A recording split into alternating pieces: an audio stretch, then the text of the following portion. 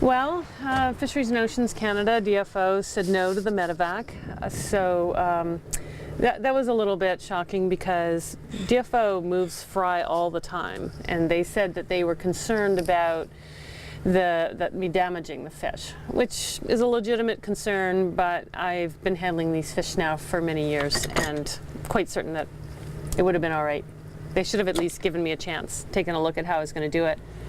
This is a tough time to be a biologist because you can see the workings of these environments. I mean, British Columbia is a place that still makes clean air, clean water, clean food, and a lot of that is due to the salmon. The salmon are feeding the forests that are absorbing the carbon. They're mopping up the sins of our species. And Fisheries and Oceans Canada said, if I move these fish without the transplant permit, I face a $100,000 fine, perhaps, or confiscation of my boat, or nothing. British Columbia has put grandmothers in jail for standing up for wild things, so it's a tough place, but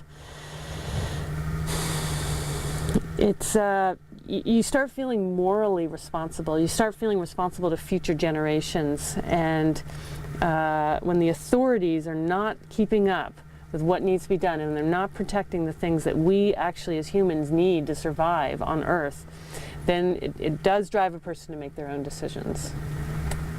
I think DFO said no to the Medevac because it would indicate that these fish farms are a problem. I don't think DFO can admit to impact. I think at the moment they're living in a house of cards.